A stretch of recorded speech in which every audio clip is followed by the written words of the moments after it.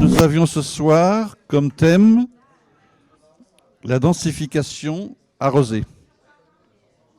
Alors le problème se situe autour de l'accueil de populations en ville qui suppose un équipement et des services appropriés. École, commerce de proximité, parking.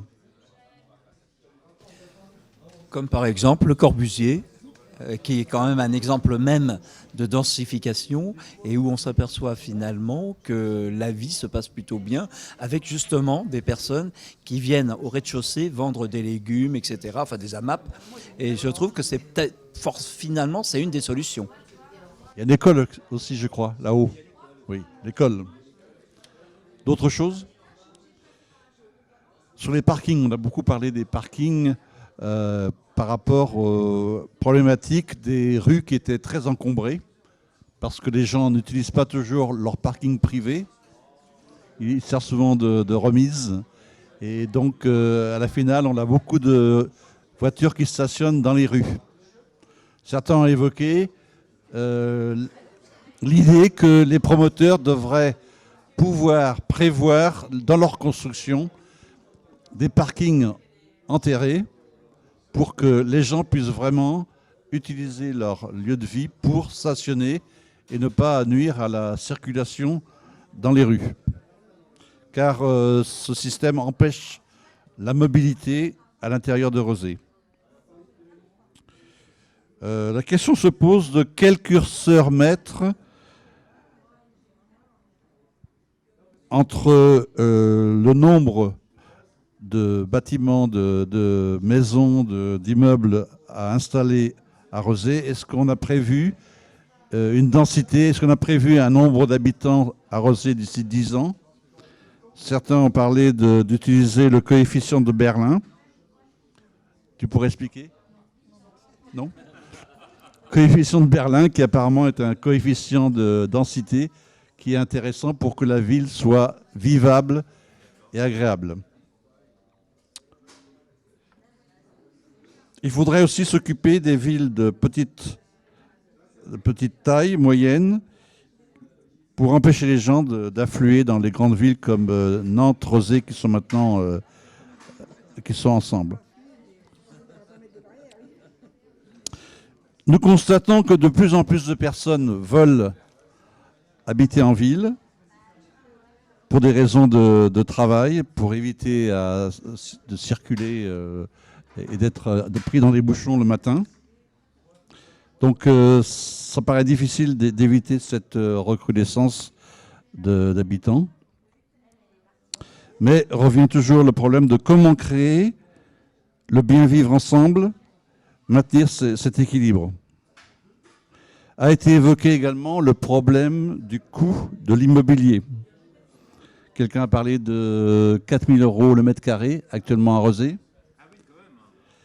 Et donc là, on est face à une situation économique qui rend l'accession à la propriété difficile. Donc il y aurait un travail à faire avec les promoteurs et la ville de Rezé. Comment négocier le prix des terrains, le prix des immeubles. Est-ce que vous avez évoqué des pistes de solutions? Les solutions. Alors, dans les solutions, quelqu'un a proposé de monter les immeubles de plusieurs étages avec des services. Oui, bah moi je partage mon opinion dans le sens où j'ai constaté que dans beaucoup de villes où les résidences sont très hautes, c'est pas forcément là qu'il y a le moins de bonnes relations entre les copropriétaires ou les locataires, au contraire, parce que il y a souvent des services qui peuvent être financés par un grand nombre de personnes, alors que dans les petites résidences, bah, c'est pas possible d'installer des services. Donc moi je suis effectivement pour qu'il puisse y avoir une densification en hauteur, d'abord parce que ça augmente les surfaces habitables et ça réduit le prix du mètre carré aussi. Bien. A été évoquée également la création de parking sur la couronne de Rezé. Parking qui permettrait aux gens ensuite de prendre des transports en commun. Donc ça permettrait d'aérer la ville.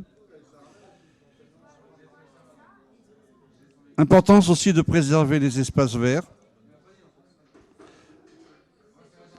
car on note qu'avec la construction d'immeubles très très proches, on a des problèmes de circulation des énergies. Le soleil, les périodes où il fait froid, où il fait chaud, ça complique vraiment la vie des habitants.